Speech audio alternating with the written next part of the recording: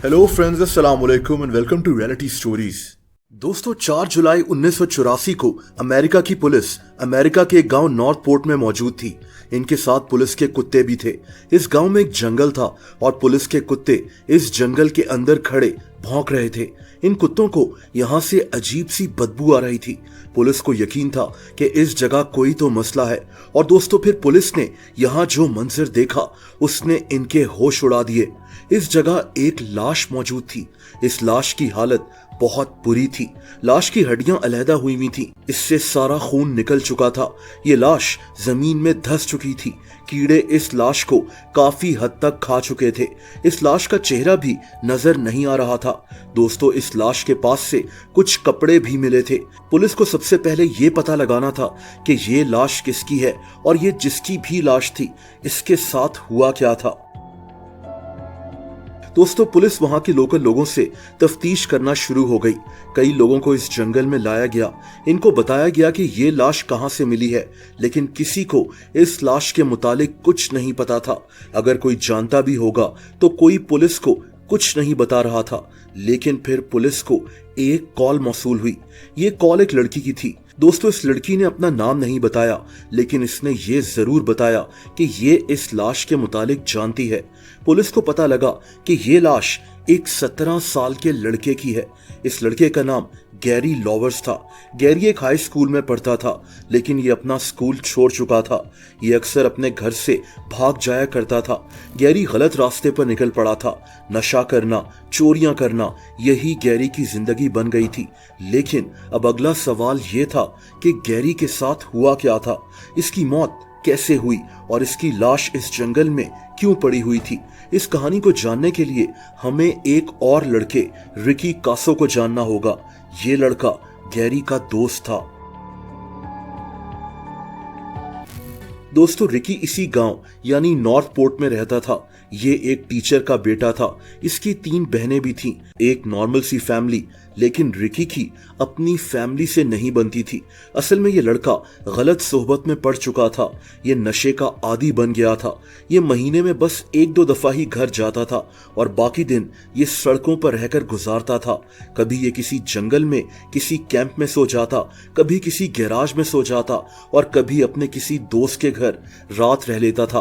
Ricky को नशे की बहुत बुरी लत पड़ चुकी थी। जाहिर सी बात है कि नशे की लत को पूरा करने के लिए रिकी को पैसों की जरूरत होती थी और तभी ये नशा करने के अलावा ड्रग्स भी बेचता था और उन्हीं पैसों से ये अपने लिए ड्रग्स का इंतजाम करता था। दोस्तों, जब इंसान बुरे कामों में लग जाए तो उसका कोई एंड नहीं होता। एक बुरा काम इंसान को दूसरा बुरा काम करने पर मजबूर कर देता है और रिकी के साथ भी यही हो रहा था। ये लड़का अपने दोस्तों को कहता था कि ये खुद को शैतान समझता है और इसको शैतान की पूजा करना अच्छा लगता है।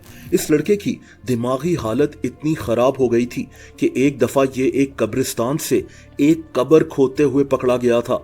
इसको एक साइकियाट्रिक हॉस्पिटल में एडमिट करवा दिया गया, लेकिन बाद में इसको यहाँ से छोड़ दिया गया था क्योंकि डॉक्टर्स के मुताबिक रिकी पागल नहीं था।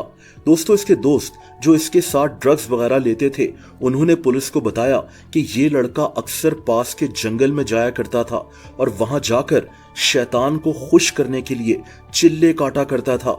रिकी इनको कहता था कि ये इस जंगल में शैतान से बात करता है।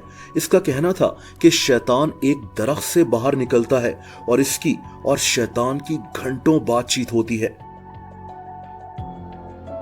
रिकी अक्सर किसी कब्रिस्तान में भी चला जाता था और नशा कर कर वहीं सो जाता था। ये कहता था कि इसे इधर भी शैतान की आवाजें सुनाई देती हैं। शैतान इससे बात करता हो या ना करता हो, ये लड़का नशा कर कर अपने होश खो बैठा था। ये भी कहते हैं कि रिकी शैतान के मुतालिक गाने भी लिखा करता था, जैसा कि इसने एक गाना लिखा था, a child of the devil. दोस्तों, अब आगे क्या होने वाला था, ये कहानी बहुत दर्दनाक है। गैरी यानी वही लड़का जिसकी लाश जंगल से मिली थी और रिकी, ये दोनों दोस्त बन गए थे। ये दोनों नशा करते थे और इस बुरी लत ने इन दोनों को मिलवा दिया था। लेकिन गैरी रिकी से बहुत डरता था।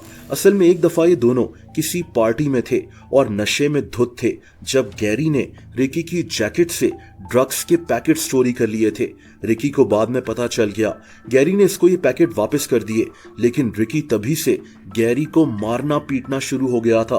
गैरी डर के मारे रिकी से दूर रहता था, लेकिन ये सब ड्रग्स की दलदल में फंस चुके थे और हर दूसरे दिन इनका ड्रग्स के चक्कर में एक दूसरे से आमना सामना हो जाता था। रिकी इसको डराता था, मारता पीटता था, लेकिन दोस्तों एक रात सब खत्म हो गया। गैरी को बहुत बेरहमी से कत्ल कर दिया गया। ये 19 जून 1984 की रात थी। रिकी अपने दो दोस्तों जिमी और एल्बर्ट के साथ नॉर्थ पोर्ट गांव के जंगल के पास मौजूद था। रिकी और इसके दोनों दोस्तों ने यहां एक कैंप लगा लिया। इन्होंने रात इधर ही गुजारने का फैसला कर लिया। इनका प्लान इस जगह ड्रग्स लेने का था और इसी वक्त रिकी को गैरी कहीं जाता हुआ दिखाई दिया। इसने गैरी को कहा कि तुम भी हमारे साथ रात इधर कैंपिंग करो। गैरी जानता था कि रिकी इसको मारता पीटता है और इसके साथ यहाँ रात गुजारना खतरे से खाली नहीं होगा, लेकिन नशे की लत से मजबूर ये लड़का रिकी की बात मान गया। ये चारों लोग इस सुनसान जंगल में नशा करने लगे। दोस्तों इन्होंने यहाँ आग जलाने की भी कोशिश की, लेकिन थोड़ी देर पहले यहाँ बारिश हुई थी जिसकी वजह से लकड़ी गीली हुई थी और आग नहीं जली।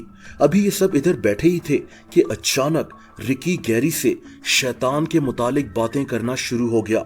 इसने गैरी को कहा कि तुम कहो कि तुम्हें शैतान से प्यार है। गैरी ने साफ इनकार कर दिया। रिकी इसको प्रेशराइज करना शुरू हो गया कि तुम्हें कहना पड़ेगा कि तुम शैतान से प्यार करते हो। गैरी अभी भी इनकार कर रहा था और तभी इनकी लड़ाई होना शुरू हो गई। दोस्तों रिकी ने गैरी पर चाकू से हमला कर दिया। इसने गैरी पर तकरीबन 36 चाकू के वार किए थे। रिकी पागल हो गया था। ये गैरी को मारते हुए बार बार शैतान का नाम ले रहा था। इनके बाकी दो दोस्त ये सब कुछ अपने सामने होता हुआ देख रहे थे। दोस्तों गैरी मर गया था। इसकी लाश बहुत बुरी हालत में वहां पड़ी हुई थी। रिकी ने इसकी लाश के ऊपर पत्ते और टहनियां वगैरह डाल दी। दोस्तों गैरी मर चुका था, लेकिन इसकी फैमिली ये बात नहीं जानती थी। ये लड़का घर में रहता ही नहीं था, इसीलिए इसकी फैमिली ने इसके मुतालिक जानने की कोशिश नहीं की। पुलिस भी शायद इस लड़के को कभी ना ढूंढती, लेकिन पुलिस ने बहुत जल्द रिकी और बाकी के दो लोगों को अरेस्ट कर लिया था।